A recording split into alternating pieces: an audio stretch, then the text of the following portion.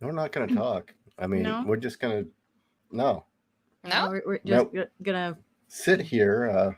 Yeah. Well, it raises tension, Yes, it raises tension. And, suspense. and apparently, with test audiences, we found that Zoomers like suspense Yes, they do. They with, like cliffhangers. with cliffhangers. No conclusions. Yes. Just the cliffhanger, no conclusion. No. Well, then and it's just so much better when you don't. Exactly. So, Kind of like how we just disappeared for 3 weeks and no one knew. What happened? all right. So Wait, but I knew it happened. So Well- was I the only one in on it? Yes, you're the only one who got the spoilers. I feel so special. Thank you guys. I appreciate it.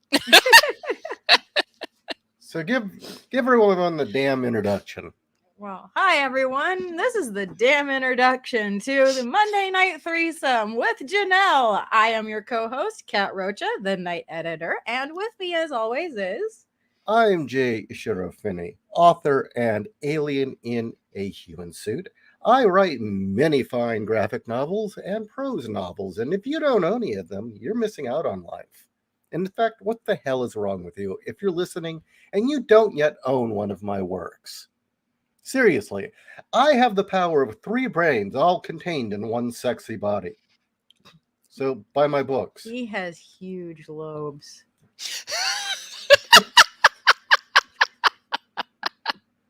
I just imagined Ishi out of the human suit with 2 huge lobes on his forehead, standing side by side with Kat's huge breasts, like together in a row. Mm. Yes, we have many big orbs here. See, Yes. that's why I needed a woman with big cans to pillow Yeah. my head at night. There you go.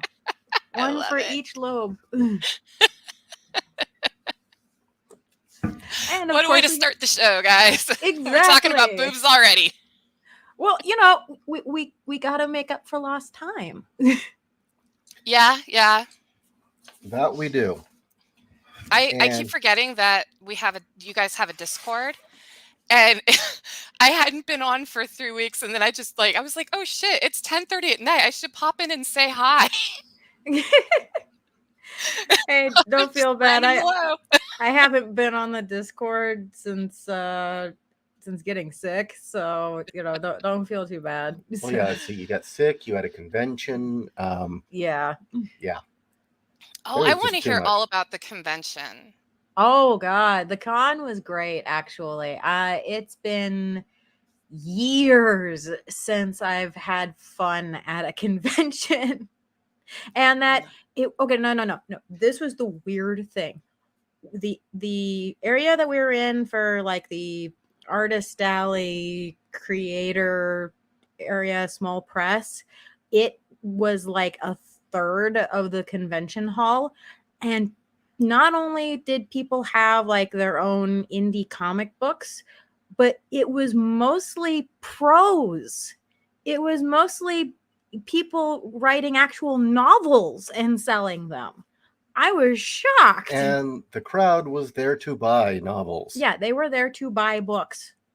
Oh my gosh. Oh, I have to go next year because this is our last year doing San Diego Comic Con. I'd rather take that money and spend it at a different con. Oh God, yeah. The comic. Tell me how much of a dumpster fire Comic Con has turned into when you go. I want that commentary. I will actually hop on social media to take pictures, and then we can talk about it the Monday after, and I can regale everyone with the shit show. I can't wait. Actually, Steve and I are just going to troll our way through for all 4 days. Nice. When Comic-Con was really beginning to take a dive and just becoming another one of Hollywood's orifices, Mm-hmm. We used to do a test. When we would walk into the building for the first time onto the convention floor, we would time how long it took each year before we actually saw something that had to do with a printed book. Yeah. And specifically comic books.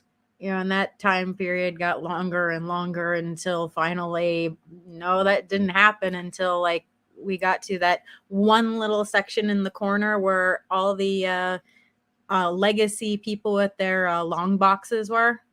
That was the only place you Yeah. actually found comic books. I mean, yeah, you'd walk in and it was like, what the fuck does CBS's fall lineup have to do with comics?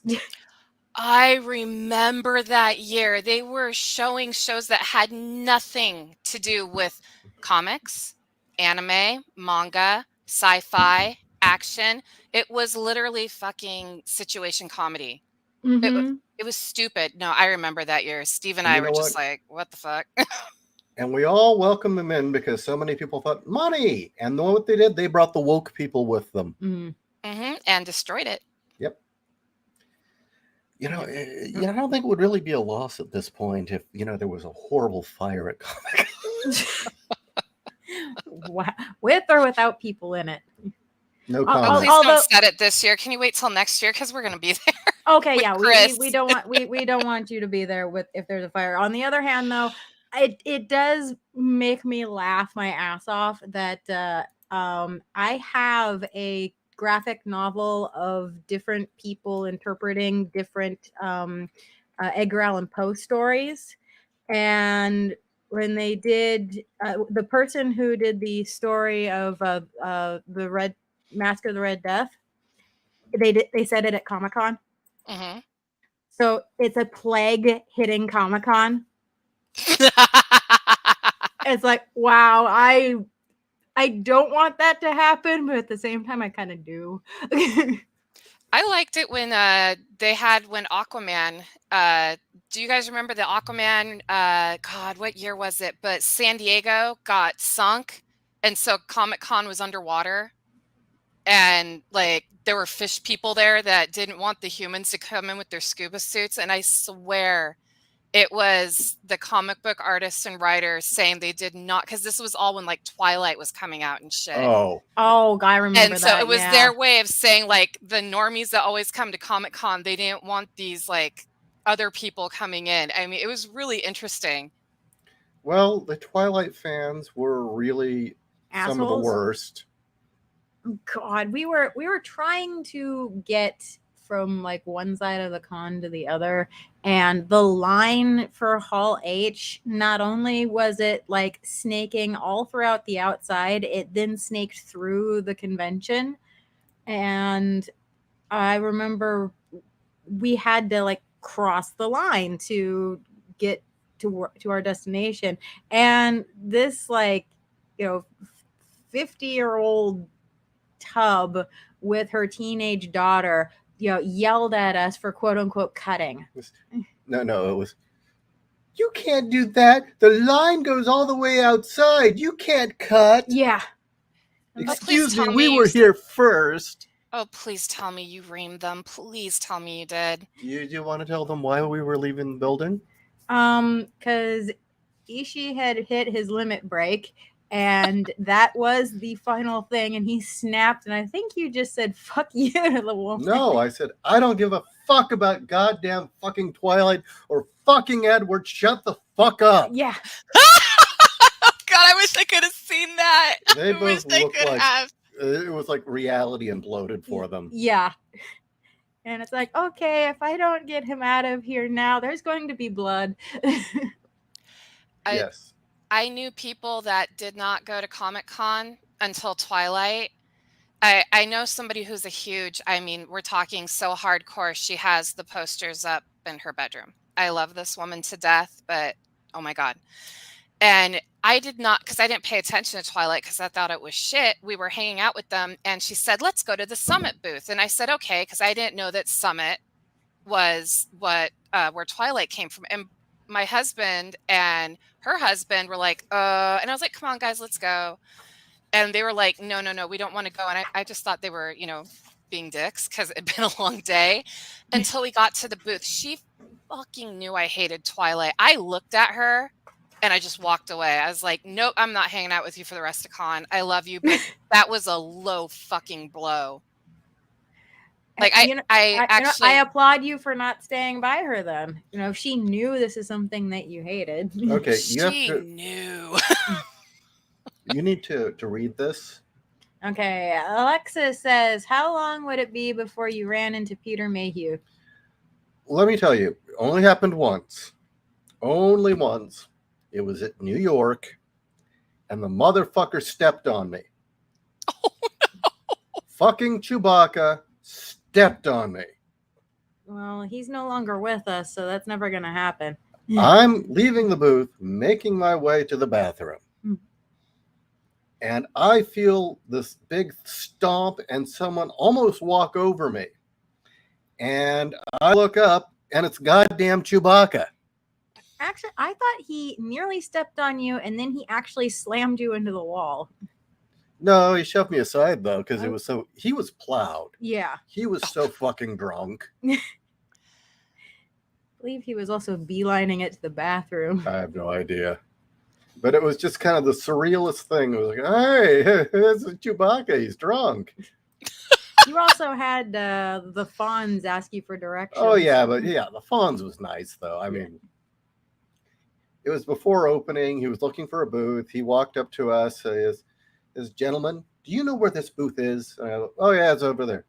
Thank you, gentlemen. And he walked up. It's like, so Henry Winkler is super professional and nice to people? Yeah, he was very nice. I miss people like that in Hollywood. They are a rare very, breed. Very nice, very humbled. And they are a rare breed. Of course, we didn't hassle him or go, hey, you're Fonzie. We just said, it's over there. Well, were you guys, were you at your own booth? Because it might have been, he was like one professional to another. You know what I mean? Yeah, we were at the Archaea booth. Yeah. Yeah, we were, okay. Setting up for WonderCon when WonderCon was still in San Francisco. Yeah.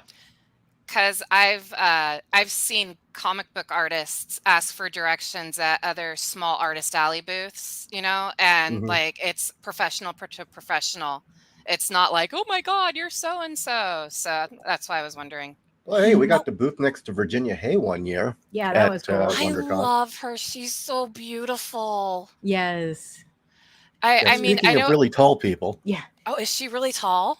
Holy crap, she's tall. What is she, 6'1"? She's an Amazon. Did they have to put lifts on Mel Gibson during Mad Max too? Because isn't he? Wait, no, he's not short, is he? He's tall as well, right? I have no idea. Tom Cruise. Yeah, Tom Cruise is the midget. He's teeny. I know everybody remembers her from Mad Max 2, but I fell in love with her during Farscape. Yes. I was really sad when she had to quit the show because the makeup was making her kidneys bleed and they had to kill her character off. I had a really hard time watching Farscape after that because she was truly my favorite character, like the most wonderful character. In fact, one of my favorite episodes is the one where they go to the planet that's having solar flares and she keeps orgasming and can't leave the ship. It's one of the funniest episodes.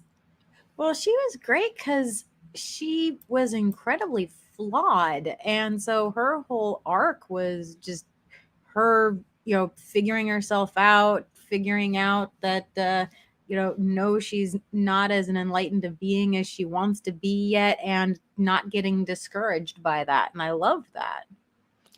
Yeah, I like that too, because everybody else was still dealing with their flaws and the ramifications. And she was kind of like, been there, done that, and here's how you go about it.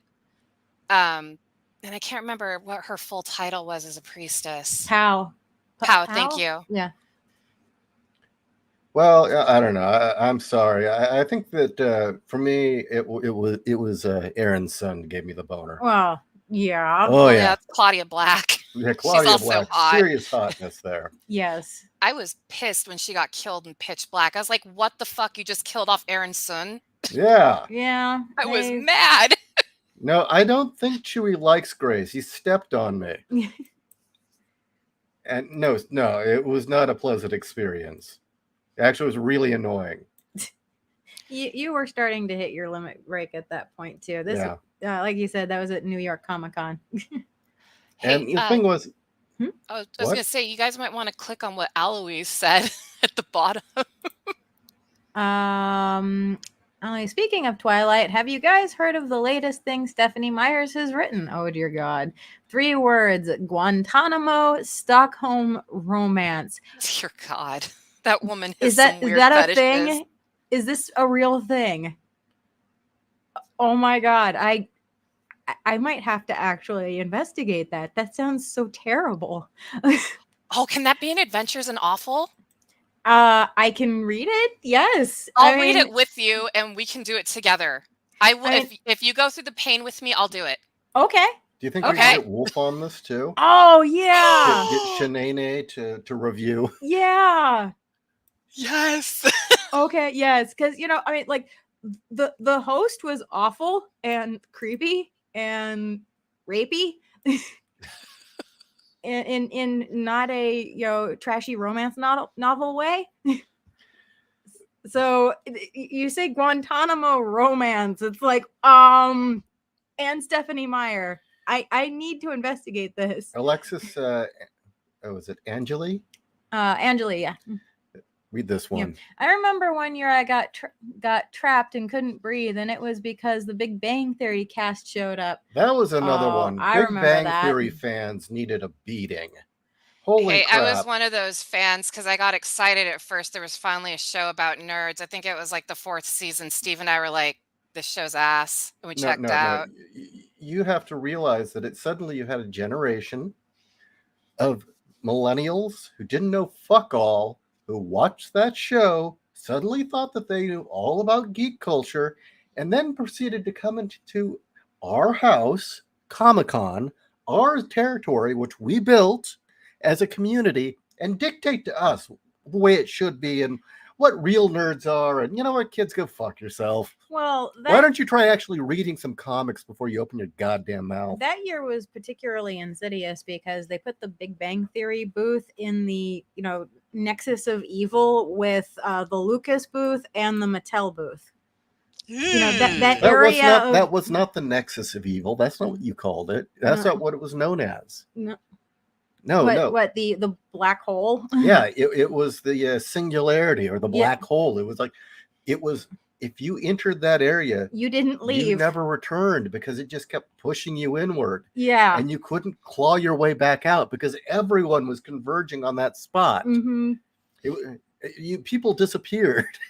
You did. I remember once it took us, not kidding, an hour to get through that spot because there was just so many people. Unfortunately, at least I attempted to traverse that. I was stupid. I wasn't thinking. I tried to traverse it at the same time they were doing a giveaway. Yeah, that was smart. Look. Who doesn't want to actually see the full-sized X-Wing prop? Well, see, that's why you go over there before the show starts, because that's your only chance to actually see anything. Exactly. Or the original Millennium Falcon model. Yeah. I mean, that was pretty damn cool. But once those doors open, oh, hell no. Oh, also, then there was the time that they also added the Walking Dead booth. Oh, God, that was... Oh, Jesus. No. Yeah, Walking Dead is right.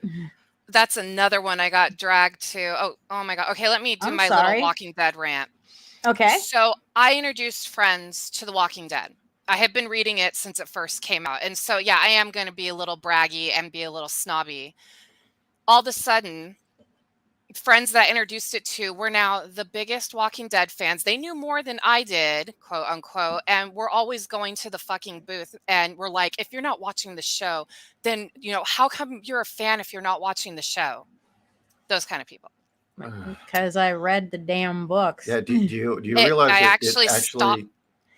I was going to say I stopped reading the books because of the fandom. I bought the final book or the final comics. I just wanted to see how it all ended.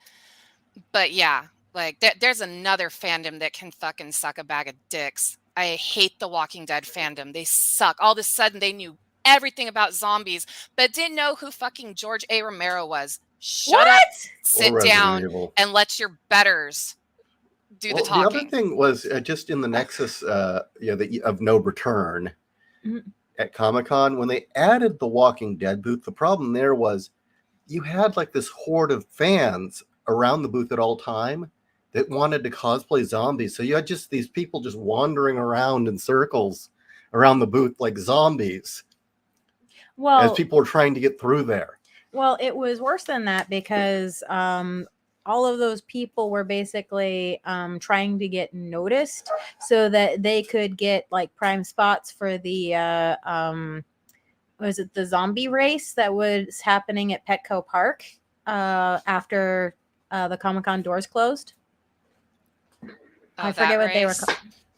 Okay. Yeah, it was where they had the everybody who dressed up as a zombie actually like would start at Petco Park and then would shamble throughout the gas lamp district and then shamble their way back to Petco Park. And oh god, that was a fucking train But wreck. I'm going to bring up some stuff when Comic-Con was good. Okay.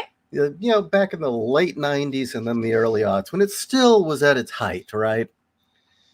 There's really something about when you walk in the building and you've got Han Solo cosplayer with a Leia cosplayer, right? Okay. And a Wookiee in an argument in character with Klingons. Yes. Yes. God, I wish I could have seen that. Somehow I miss all the cool shit. Well, you got dragged off to other places. And this was back in the day when security didn't mind when the stormtroopers would stand next to them and say, "Move along." Yeah. I do remember the 501st doing that, and it would make me laugh every time. I miss those days, man. The one of the good things I remember is I think it was when X2 or X-Men Wolverine Origins came out. And Steve and I are walking around, and this dude is dressed like Wolverine, and he looks like Hugh Jackman. And I was like, "Hey, man, you look like Hugh Jackman. Good costume." It was fucking Hugh Jackman. We were in shock because we then saw an interview with him, and there he's like, "Yeah, I wanted to see how many people would actually come up and see if I was actually, Hugh Jackman." I went up to the guy and said, "You look amazing. You look just like Hugh Jackman." He said, "Thanks." And I'm like, I am so fucking dumb. So that was my experience with Hugh Jackman, but it is such a good story. Hey, don't feel bad because there are some cosplayers where they are damn convincing. So, well, I'll give you an unrelated story, but first this. Okay. Another one that was great was when we went and there was that gigantic guy dressed as Apocalypse. Oh, God, yeah. And I know what costume you're talking about. And it was like so accurate. And I forget who his herald is, but he had that one guy, little guy, as his herald standing there, proselytizing to everyone about the power. You just need to be the salvation of Apocalypse. Yeah, proselytize yourself, for he is coming. Are you talking about Ozymandias? Because there was the one from DC, and then there's the one that is his lackey. Well, no. It was not Darkseid. It was Apocalypse. Apocalypse from X-Men. Yeah. Oh no, I was talking about Ozymandias that's in Watchmen, and then there's Ozymandias that runs around with Apocalypse. Or It did must for have a been while. him then. I just the little guy with the hood. Yes. Yeah, that's him. Yeah. Okay. And this guy was great. Yes, reach out your hands to Apocalypse. He will take away your hands. He wants your hands. He wants your hands. I remember that. Although I do have to bring up because there's always going to be those standout cosplayers that you see. San Diego, military town. It was really nice seeing that one Marine dressed as Jon Stewart in skin tight spandex. What about the time you had all the Marines as the Spartans from 300? Oh, that was very nice too. I must have missed that day because we didn't go every day. We'd buy tickets because it was cheap, but we didn't go every day because we would be partying. So I always missed the good stuff. I remember they had the Caesar's Legion from Fallout New Vegas show up one year. I got pictures of them beating the shit out of me at a con. I'll have to find these pictures because I think I have an Apocalypse picture. I know I actually have one of the guy that cosplayed as Megatron and he was on stilts. Oh, that's nice. Yeah. So, I mean, I feel bad that people are coming to Comic-Con now because here we are talking about when Comic-Con didn't suck, when you actually had real cosplayers, not hoes, in patch bikinis and stormtrooper helmets. Fuck those bitches.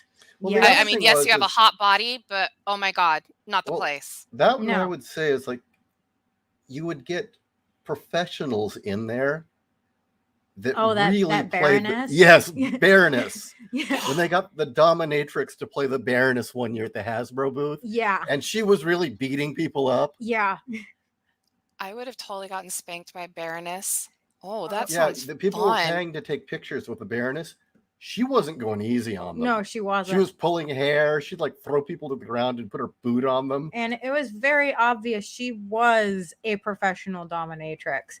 We had a friend who specifically brought a collar and leash to wear for his posing with her, and you could tell he's like, I'm scared and really turned on. So he got the picture and everything with the leash and the collar? He got the picture and Oh, everything. man. He got several pictures. One with him on his knees and her forcing his chin up. And then there was another one where she kicked him down on all fours and was using him as a footstool. Oh, and she probably had those sharp ass stilettos on too, right? She did, yeah. Oh, man.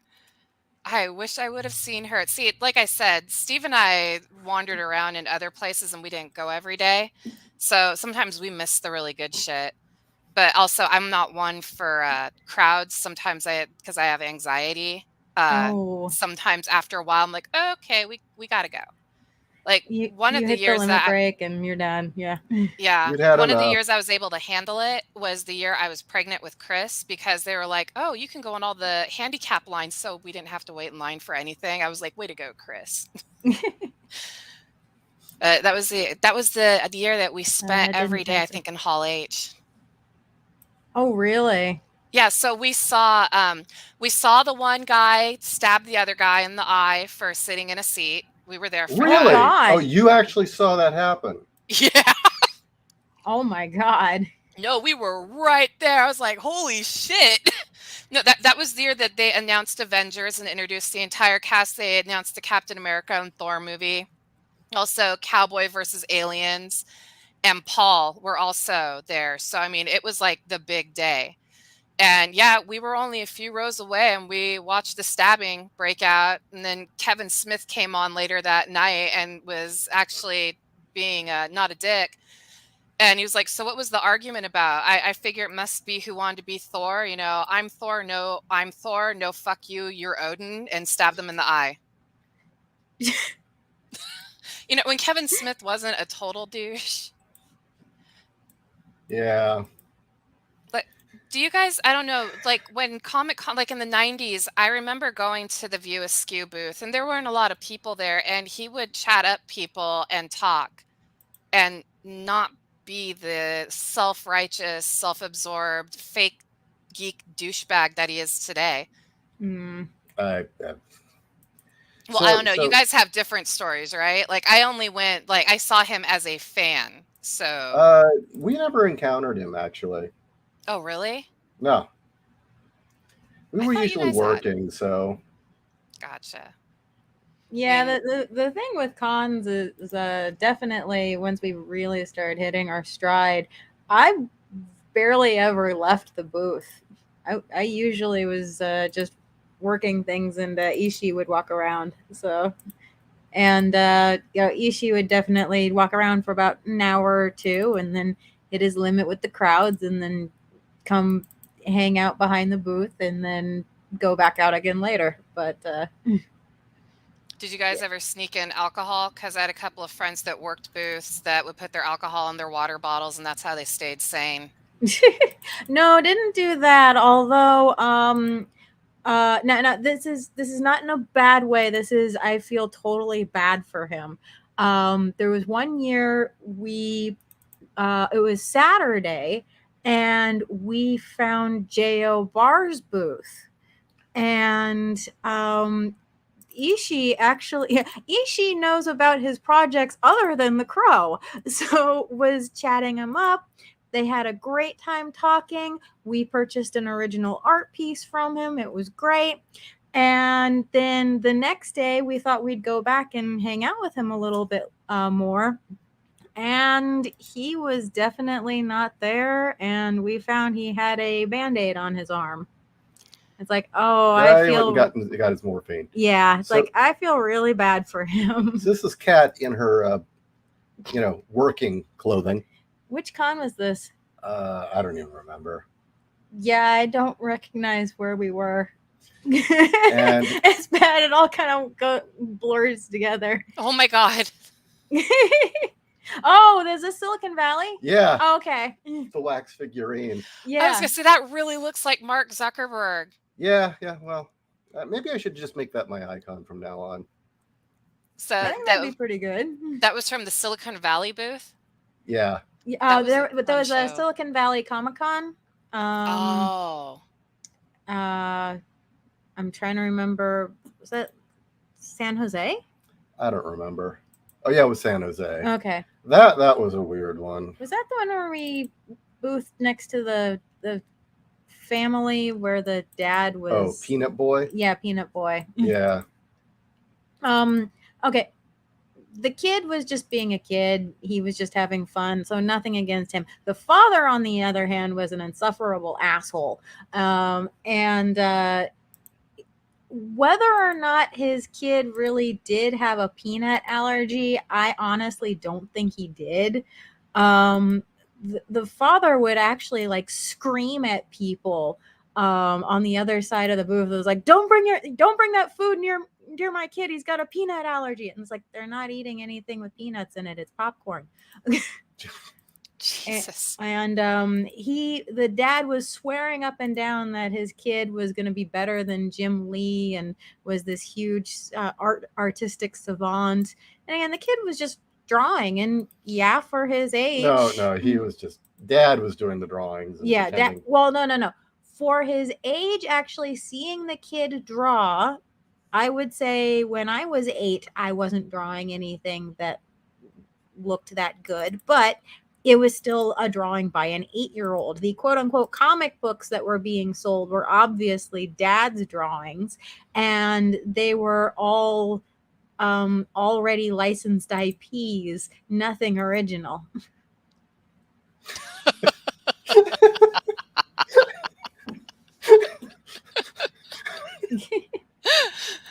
Oh, man. Oh. There you go. Not a fan. Oh, yes. Oh my God. Do you have the did you put up the alien or no? Oh yeah, let me grab that. And here was our booth. Mhm. Typically, God, we got to get that set up back. Yeah, we do. That was a good setup. But I'm trying to find the pictures that I had where I had this whole sequence of photos where this kid was playing a Jawa. Mm-hmm. Oh yeah. Where it looks like I'm posing happily, and the next thing, the Jawa stunning me and stealing my wallet. Yeah. That's awesome. Thing is, I wish I stealing could his get my wallet was kid her to idea. cosplay.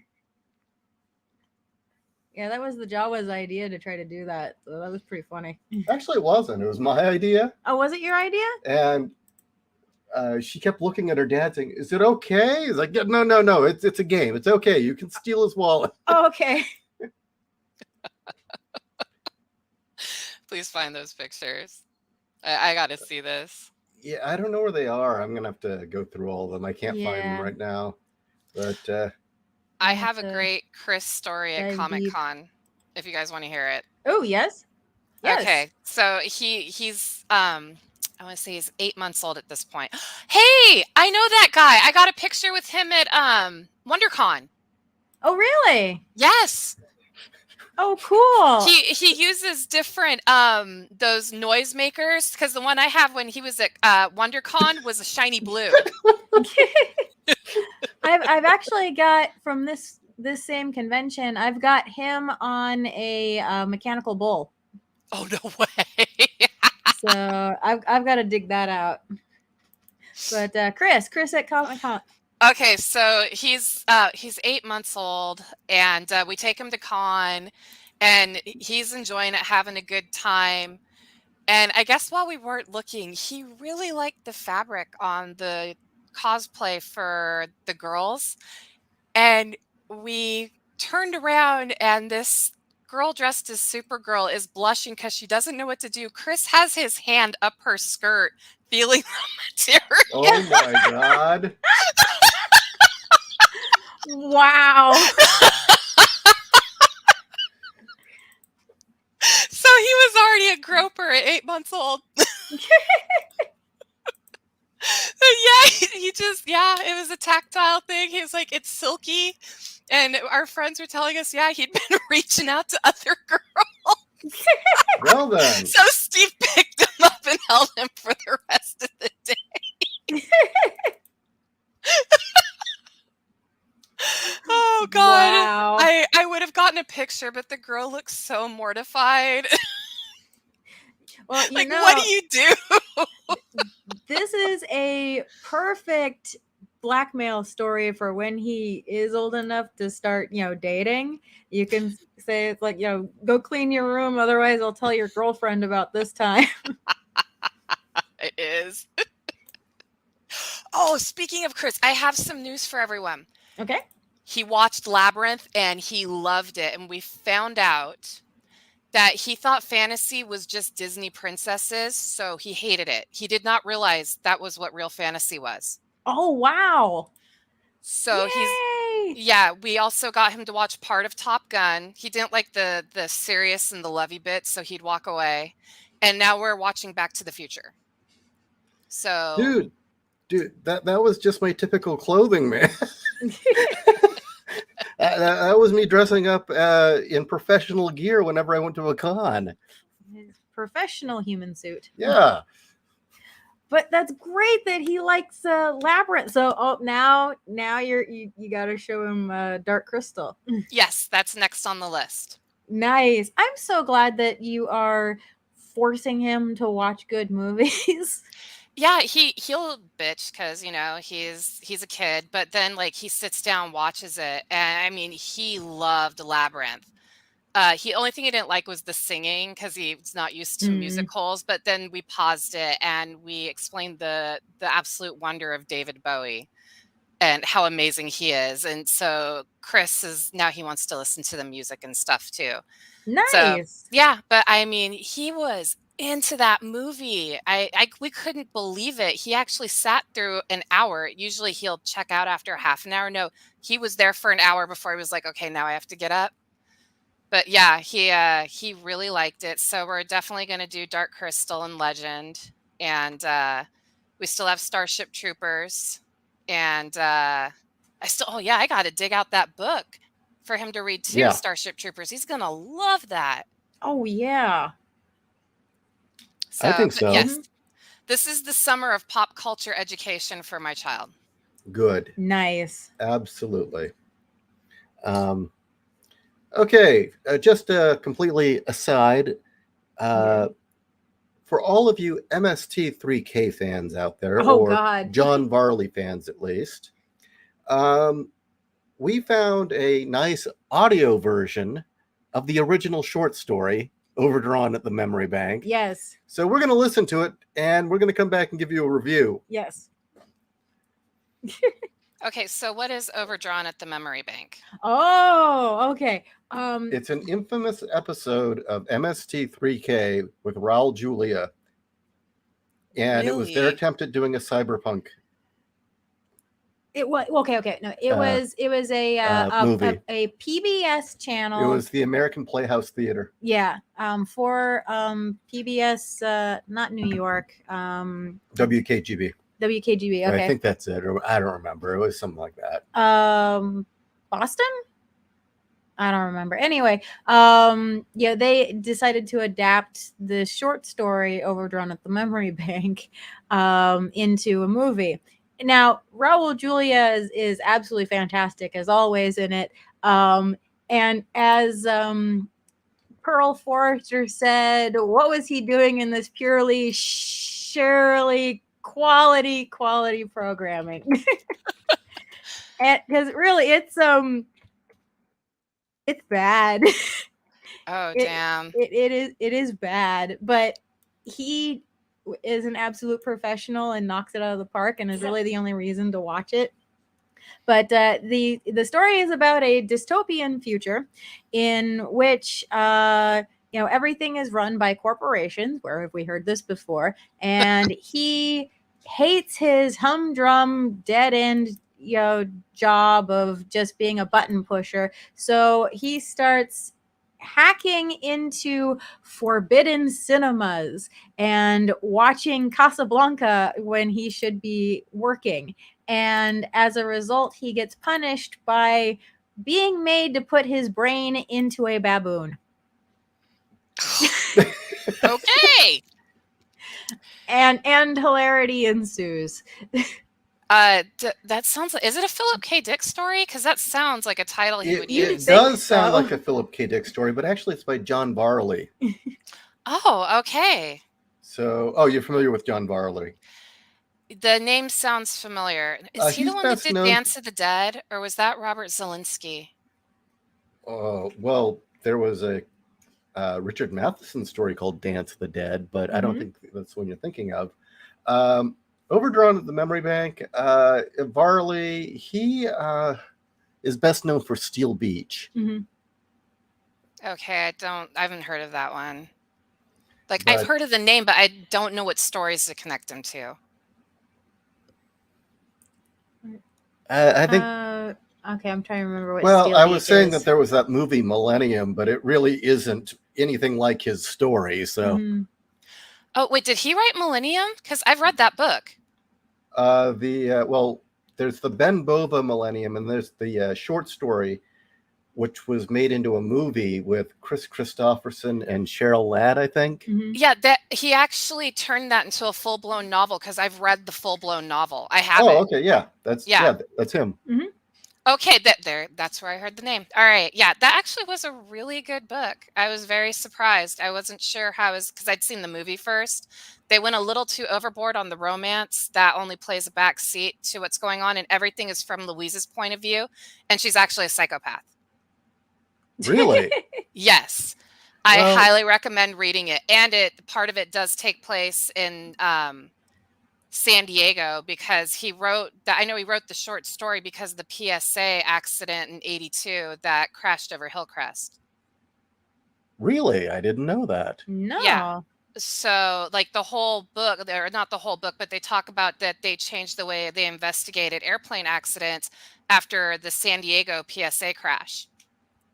Oh, wow. Yeah, so the book is they did a good job translating the movie. There's some stuff they had to cut, but the book is a lot more in depth, and I kind of wish they would have stuck with the book instead of making it a romance. It shouldn't have been a romance. That was just that was part of it, but that wasn't the big part of it. Like I said, everything's from Louise's point of view, and she's a psychopath. She's fucked in the head because of all the trauma of the horrible future they live in. Well, here's the thing from what I understand. First off, the short story is called Air Raid, and apparently the distant future is kidnapping people out of time to take their brains and stick them into cyber tanks for a war. That's the original short story. That sounds awesome. Yeah. And then the novel that you read is apparently the screenplay version, or closer to what Varley had written. And then the director had his own ideas. Yeah, the director should have butted out and gone with the screenplay, because it was really good. I told Steve, I'm like, I kind of feel like I got, gypped out of a really awesome sci-fi story. Yeah, I think the only real redeeming thing about that film is the production design is awesome. Oh, yeah, the nuclear wasteland future and showing how everybody's falling apart. Yeah, that was really good. They did a good job catching that, because the description in the book matches the description on the movie. So, just read it. Trust me, read it. You'll like it. Cool. Okay. What are you looking at? Oh, I was just... Cyberpunk before Neuromancer, Overdrive. No, fuck you. oh, here's the movie without MST. So anyway, yeah, this movie is really bad Yes, it is. in a very sad sort of way. Oh, this. Oh, is he looking at boobies? Yeah. That's Hell him. yeah! Go kid, go! Yeah, here he's asking about what the tags on the different hands are, and here he asks, what's this one? And she says, we'll talk about that later. And he now says, is it sexy? Oh my god! And actually, just because it's funny and timely, yeah, that woman with that body was getting a sex change. Get the fuck out! She has Yeah. those beautiful tits. Yeah. Aw. Yeah, the only thing I can think of is that she was doing it just for fun. Because hell, if you can put your brain in a baboon, why not get a sex change for the weekend and then go back? Right? But let's see. What? Oh, yeah, speaking of fucked up futures, okay? Who would have thought that of all the movies to be correct, it would be Repo the Genetic Opera? Yeah. I have not seen that yet, and I want Oh. to so bad. Is that the now- one You Paris come to Hilton? visit, we will play it for you. We are now living in a world in which people are obsessing with chopping up their bodies and being permanently indebted to the medical establishment Mhm. to remain fashionable. Yes, and this all came apart because there was a pandemic. Yeah. See, I always thought we were more close to a rollerball where corporations ruled everything, and they would have blood sport like MMA out to keep people occupied, Original and then people rollerball going or James Caan rollerball, the original with the grandpa from Okay. Silver Spoons. I can't remember his name. He was also in The Fog. Yeah. John something. okay. Yeah. The thing about rollerball that's interesting is that, and I think this is the thing a lot of people miss, is it's actually asking the question of utopia at what cost? Because everyone Mhm. actually is very comfortable. Mm-hmm. Oh yeah. And it's there's no war, everything's provided, but nothing ever happens. Mm-hmm. It's like everyone's kept interested in the games, the bread and circuses. And there can't be any individuals. Right. Everybody has to be part of the team. Mm-hmm. Oh, and here we go. Now his brain's been transferred into that monkey. Yes. There's Pat Benatar. Is that really Pat Benatar? No, I don't know. I was who gonna that say, was. wait, what? And then the monkey gets drunk. Yeah, the monkey will eventually get drunk. Oh, does it eat the fermented food off the trees? Yes. Have you ever seen the Nat Geo documentary on how like they have those trees are literally nature's watering holes, like cheers? Yep. And tons of animals from different like species will just come and get shit-faced together and hang out. Actually, that's the documentary that they stole the footage for this. So they actually used that footage. There we go. Oh, there it is. Because it was free. That's why they used it. John Houseman, thank you. Okay, everyone, just going to mention this real quickly. James has the latest installment of Pissant Apocalypse up on his Instagram. Mm-hmm. Go look at it. It's fucking awesome. Yes, it is. It looks great. Mm-hmm. It's crack. Oh, you've been reading it too? Yes, it's crack. I look for it every day. Pissant Apocalypse, when he's done, it needs to be compiled into a book that I can put on my shelf because it's inspired. Yes. It truly is inspired. It's a good story. I've thoroughly enjoyed it. Okay. I want to see more drunk animals. I do need to ask, did you get my email? I haven't checked my email. I'm only asking because so many people have not got. I will send out the chapters of Boobs of Steel, and people will say they didn't get them. Nope, I did. I only got the email for the link for tonight. Seriously, you did not get. Wait, no, it's buried. I found it. I've got it. You're good to go. I'm going to Okay, read. cool. Yeah. As you can see, there's a lot there. And Okay. in fact, anyone else who was an editor, and if you didn't get it, please let me know, because Claire was another one who just It didn't go? it wasn't popping up in her box. Yeah. Oh, geez. So anyway, should we call it a night, or is there anything else we want to talk about? You I guys don't- covered a lot of the stuff I would have wanted to talk about, like your show about women being destroyed. Oh, I've never heard the two of you so broken before like that. Like I felt really bad. oh, By the end of that show, I was like, "Oh man, I need to give Kat and Ishi a hug, especially Kat. She just sounds so broken." Was that the Destroyers of Civilization episode, or the one we did last night? I think it was the Destroyers of I can't talk shit. Yeah. Civilization, because you were talking about the indoctrination of kids and the What is a Woman movie. you know, Janelle, honestly, I brought this up to Ishi several times.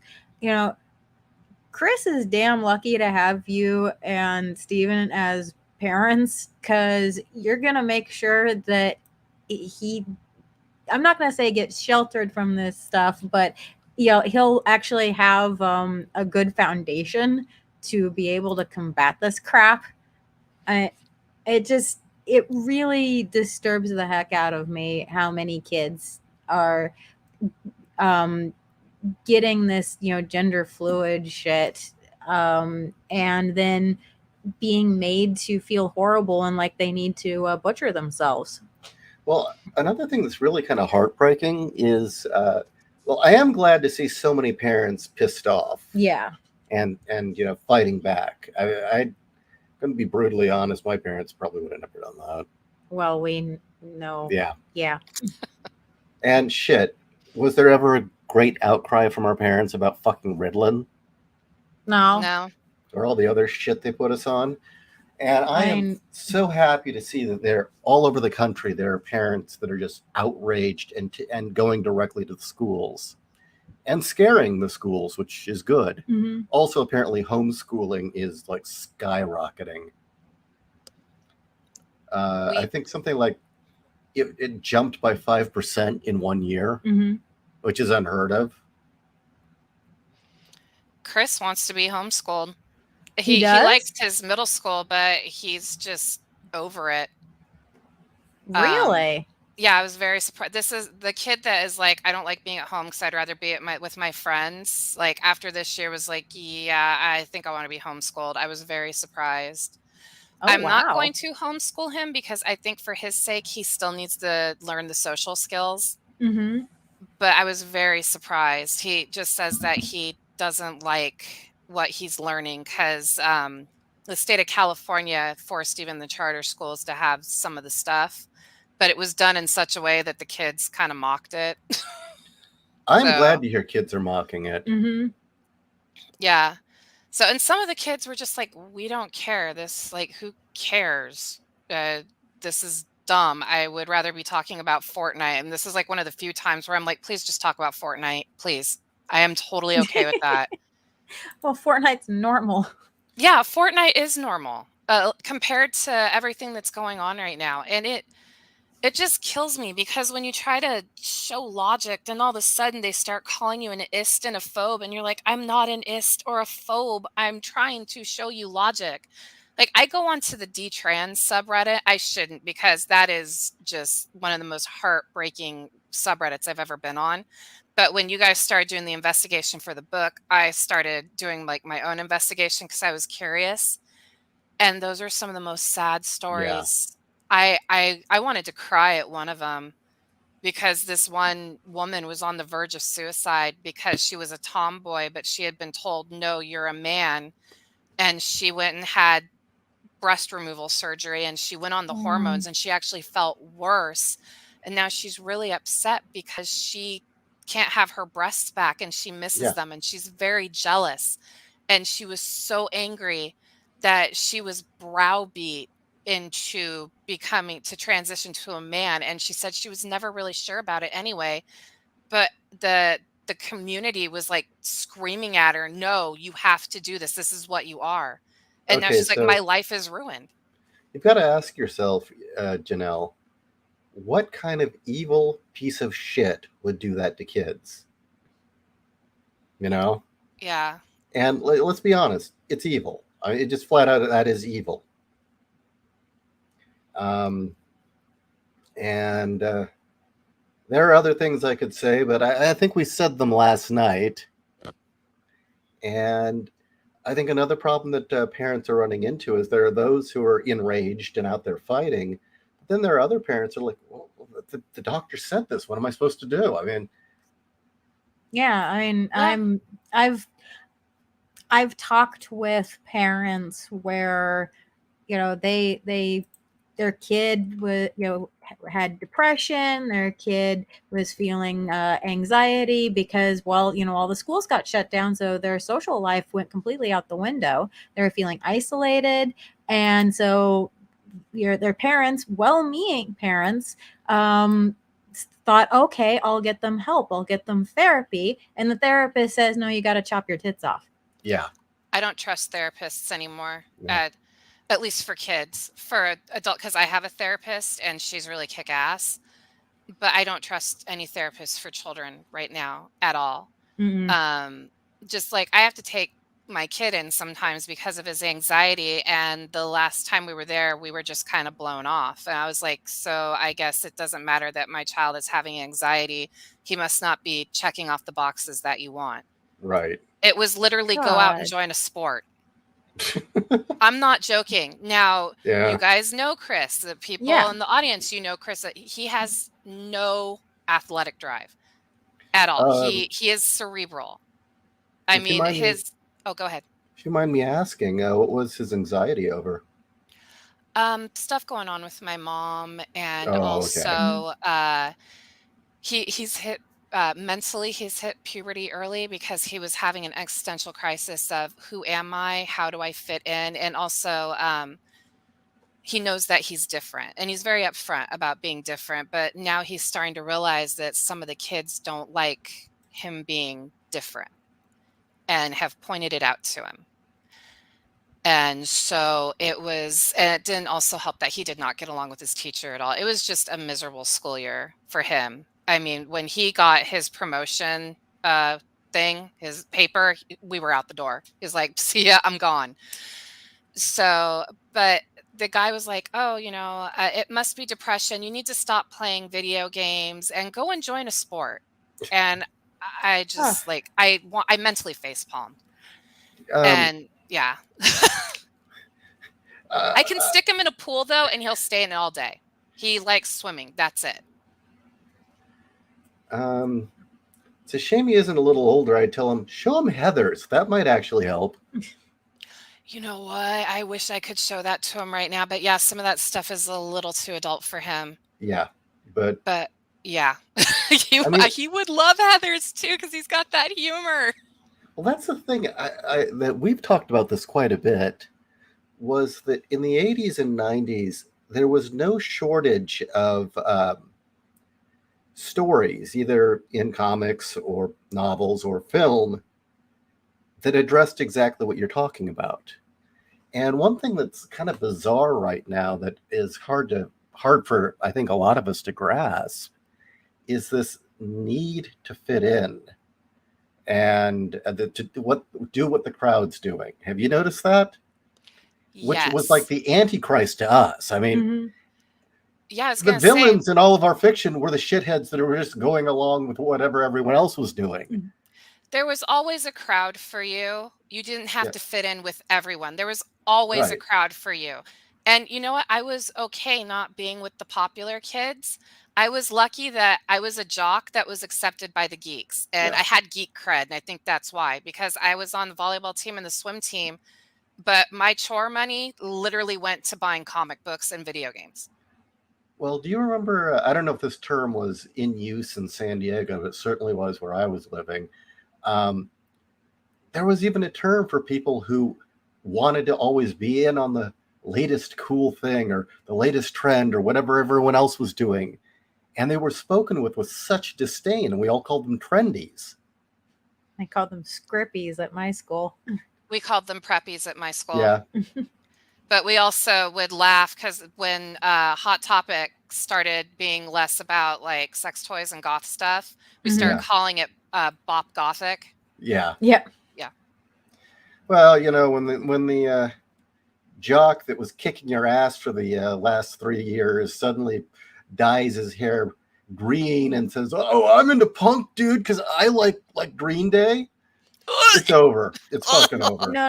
It's the I Green got Day my killed Ramon punk. shirt. And that's the point when you start telling them things. Well, what's really cool is if you go do this, or you start putting them in the wrong direction.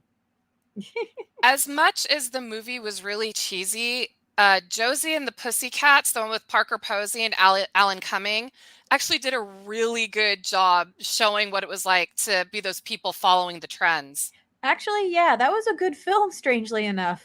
I was really surprised. I thought it was going to suck, and I was just going to see it because I was a fan of Archie comics, and I wanted to see what it was going to be like. And I think putting Parker Posey and Alan Cumming in the cast is why that movie did not suck. Mm-hmm. And it really ripped on MTV too, and I thought that was brilliant.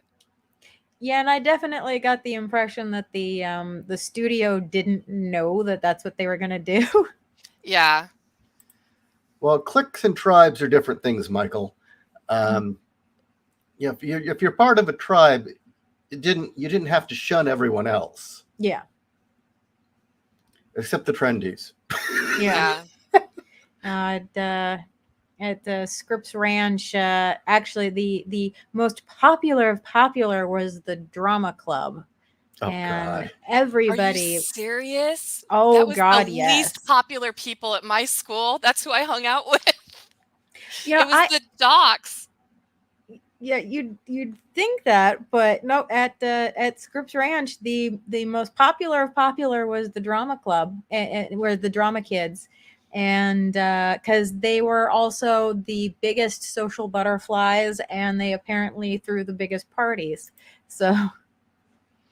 Okay, yeah, I can see that.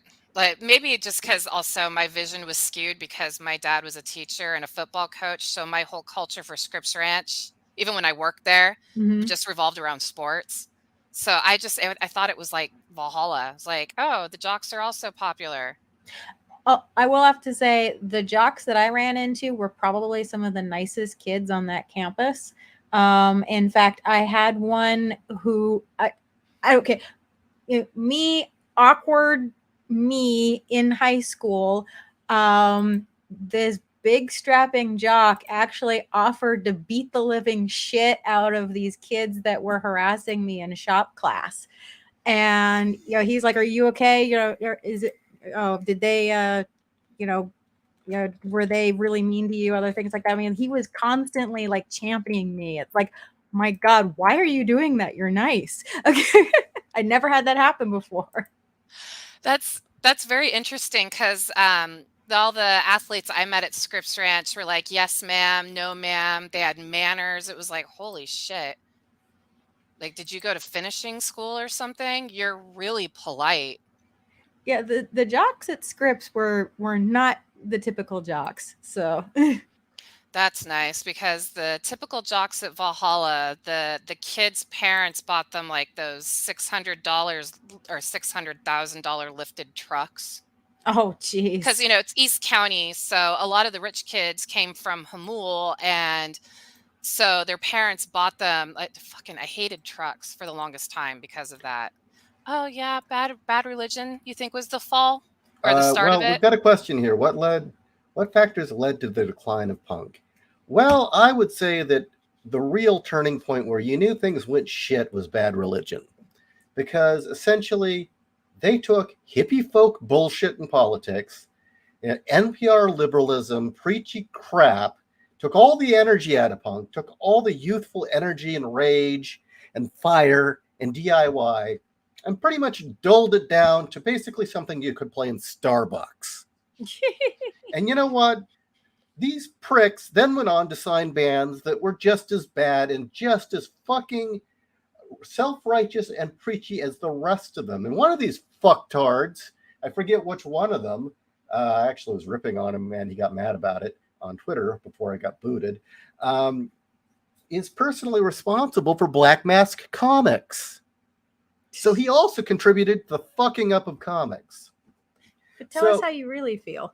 So no, it was when these pricks decided, no, man, punk rock is left-leaning. No, punk rock was anti-political. Okay? Punk rock was, the politics of punk rock was fuck you. It really was. And it was a reaction to the 70s and the indulgence and the debauchery and the decadence and all these self-important rock stars and glam and prog rock with their big orchestras and huge shows that cost all this money, going on TV and telling them what causes to donate to. And punk rock was fuck you. Really. And they would wear the most uncool clothes possible. Their message was, I'm young and I'm pissed off. Really. It was about offending people and not a whole lot more. It was political in that it wasn't. And the moment that shit fucking asshole posers like Bad Religion and even Jello Biafra of Dead Kennedys decided they were just going to smear their lefty politics all over it, is when it started going downhill. And you know what? The fact that fucking Jello Biafra applauded Mitt Romney for speaking up against Trump shows you what a big fucking poser he is. Oh yeah, you're such an anarchist living in Marin, running a record label.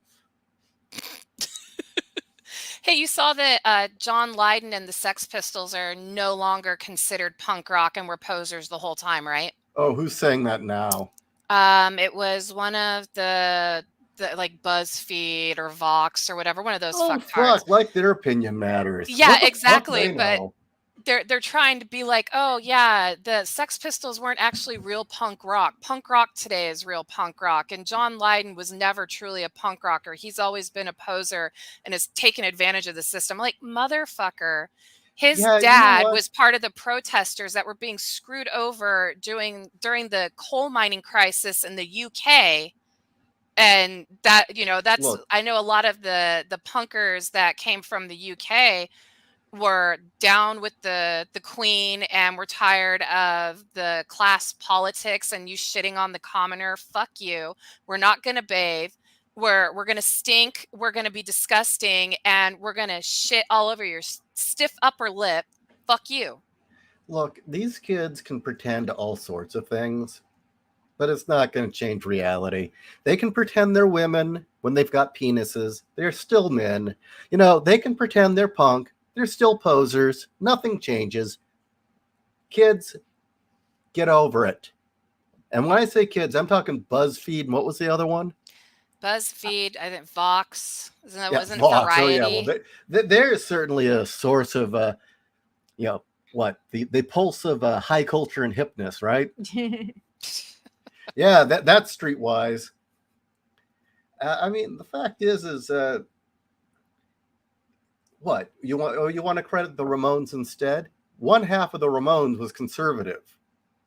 Okay, wrote a song about wanting to nuke Mecca and kill a commie from your mommy. So don't tell me they were all lefty, touchy-feely pricks. Half the Ramones was conservative. Lee Ving of Fear, conservative. Daniel Montgomery asks Vivian Westwood.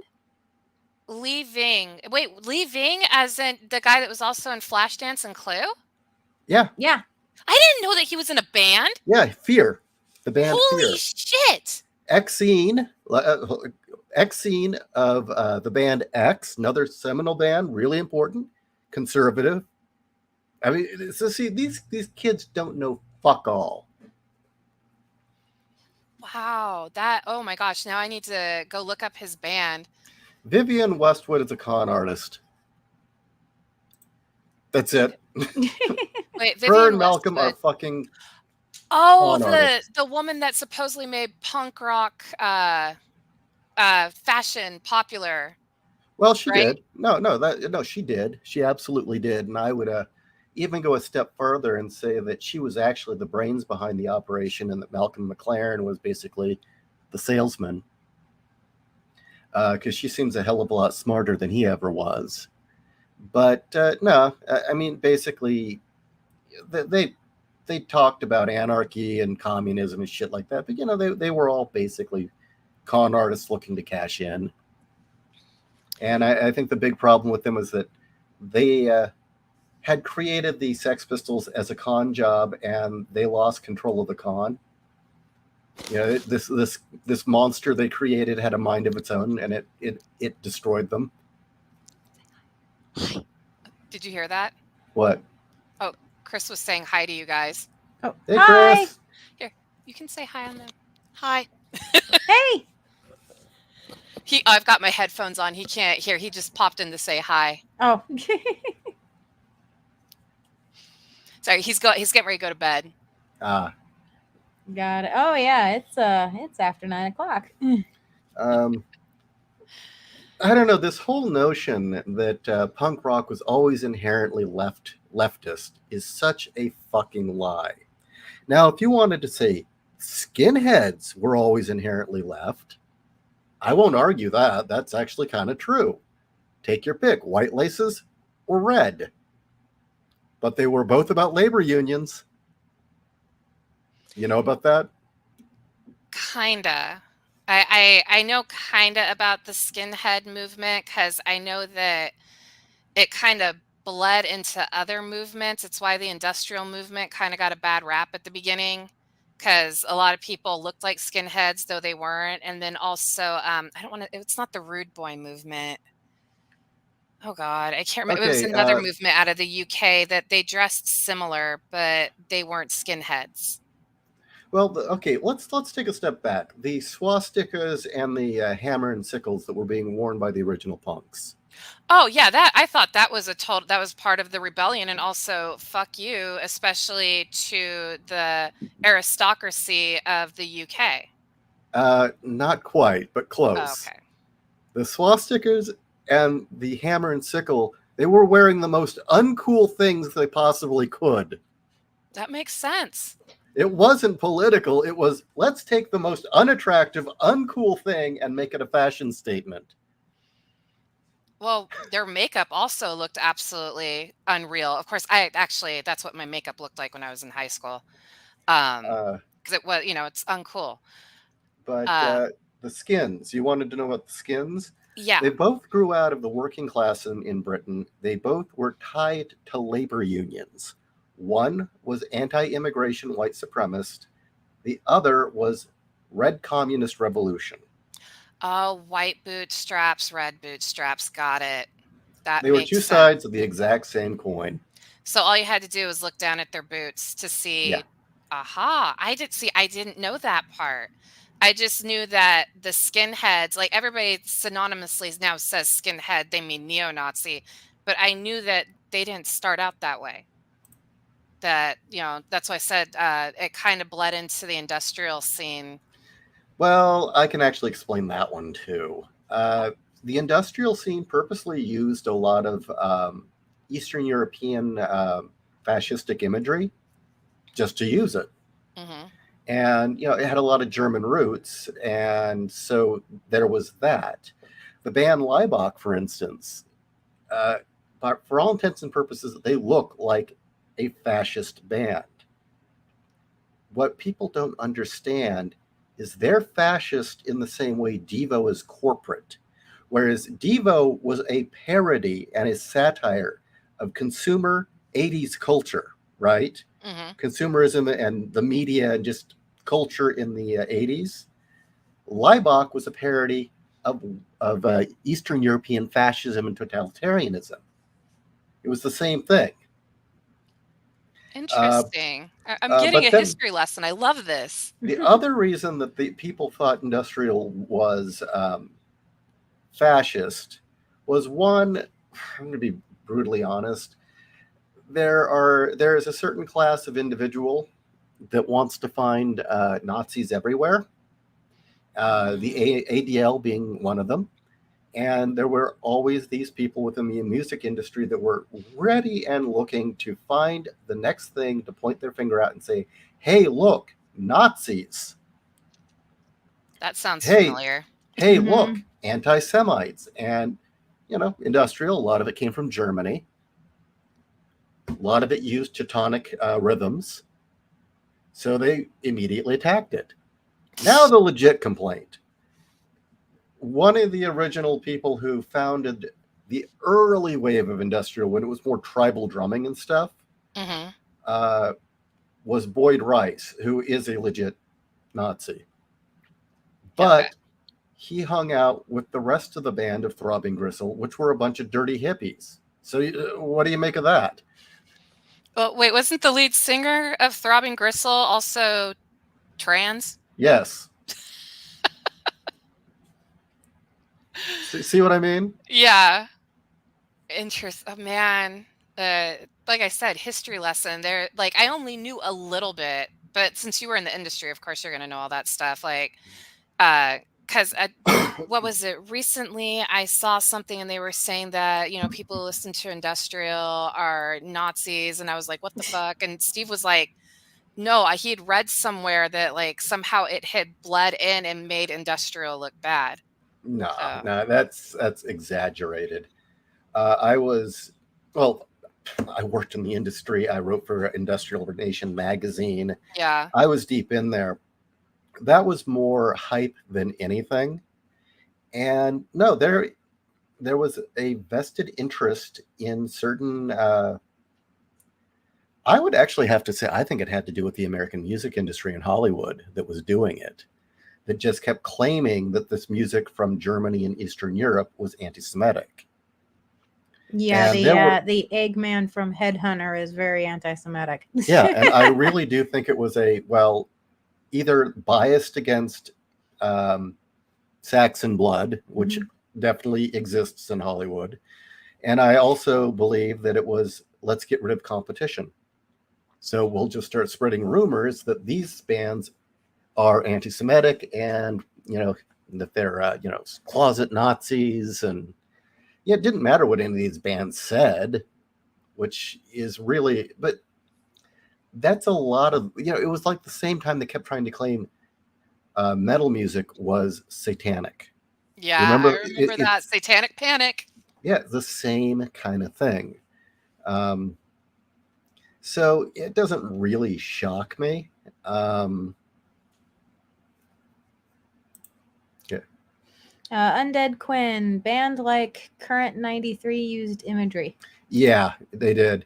And the other thing is, and we can argue, you can take this any way you want. A lot of these bands were nationalist, but I think that whole nationalist argument equals Nazi is bullshit.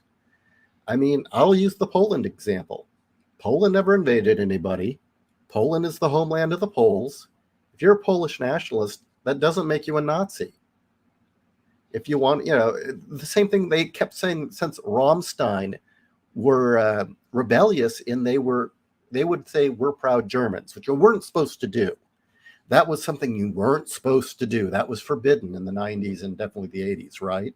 So you get this band Rammstein that just comes out and says, no, we are proud Germans. We've got nothing to apologize for. You have no idea how long it took in the US to try and break that, oh, they're Nazis rumors. 21st Circuit was trying to sign them for the longest time, and that's why I know. Well, do you remember when the music media was going nuts over the picture of their first album and they like, oh, they look like they're oiled up Nazi youth, golden boys, Yeah. proud of their Aryan heritage. I was like, dude, it's just 6 oiled up dudes in front of a sunflower. And if you know anything about Rammstein, that's them being basically cheeky. Mm-hmm. I I mean, remember have you that. seen any of Till Linderman's solo music videos? There's one where he's literally eating out a woman who's on her period. It is But I was not expecting that. And obvious she's not really on her period, but there's blood coming out from between her legs, and all of a sudden he just dives face first. And he is in the video, uncensored, giving this woman cunnilingus, and his face is covered in blood. I'm like, that's Rammstein, man. It's Yeah. like they well, push the envelope. Do I'll you give remember you when go ahead. no, I will give you another example that this I think really does go directly back to the music industry in LA and in Hollywood. I really do. I think this is where this is all coming from, and maybe the ADL. But there's a band that I very much like. They're Russian, and oh God, what do they call it? It's essentially a mixture of traditional Russian folk music and metal. This is what is it? Winter Night? Gry. Okay. I'm probably mispronouncing it. They're excellent, but because they use traditional Russian imagery, oh God, what would? It's not Aryan. What's the Teuton? It's not Teutonic. What is it? It's is it Nordic? Caucasus? Yeah, Caucasus. Yeah. They use Caucasus that. Mountains or Yeah, they steppes? use that imagery and that kind of music. They're constantly being told, they're constantly trying to be portrayed as somehow being white nationalists. It's like, look, there's nothing fucking wrong with having a culture. And it seems like the people that are making all the pissing and moaning about it just don't like white people having a culture. I mean, It's these are like the that. same. Sorry. Yeah. I'm sorry. I thought you were done. Continue. It's like the same fucktards who basically want to say that St. Patrick's Day is racist because it's white culture. What? Yeah. Yeah. Are you kidding? That's that in Ireland, that is an important Catholic holiday. It's They even more don't important get here now. pissed. Yeah, they don't get pissed drunk like we do in the US. They go to fucking mass. Mm-hmm. Yeah. Wow. What I was gonna say is that apparently you're not allowed to have any pride in your country either. You are a white nationalist if you are a proud American. Hey, guess Yeah. what? I'm a proud fucking American. I love my country. I don't like my government. I think my government sucks right now, but I still love my country Mm-hmm. and I will die for it. But yeah, I am just convinced, not even convinced, I know for a fact there is a certain group of people on the left and within media and entertainment who just do not want white people to have a history or a culture. I mean, it's just like apparently in Britain, wearing a Triskelly will get your ass kicked as being somehow you're a Nazi. You know what a Triskelly is? I do. No. Explain, Kat. The Triskelly is a triangular symbol with 3 spirals. You'll see it and you'll go, oh, it's that thing. Okay, I was gonna say that sounds familiar. And so if you wear that, yeah, if you wear that, yeah, they liken it to being a Nazi. There's some. How about this one? That one works. well, at least the French are still down for wearing the tricolor. But yeah, there's this whole idea that white people having culture is somehow racist. Oh, okay. That almost is that Celtic? Yeah. Mm-hmm. Yeah. Oh, that's racist? Yeah, well, they're trying, and the thing is you go again. I'll bring up the ADL because they're the worst offender. You'll go through there and you'll find like Celtic knotwork being deemed somehow white supremacist or racist. Oh, I don't. These people. Oh my God. I'm sorry. Yeah. My brain just broke. The Volk nut. Yeah, they'll even go crazier with the Volk nut. Oh yeah. But that's a masculine symbol.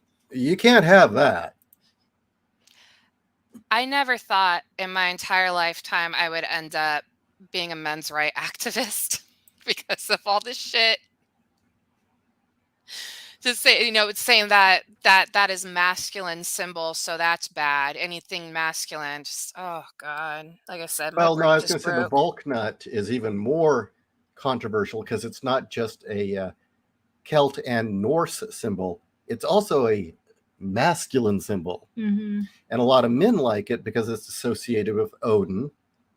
And a lot of young men these days are becoming very interested in Vikings and Odin specifically because it's a father god who's benevolent, who gives young men a role in society as a father and a protector.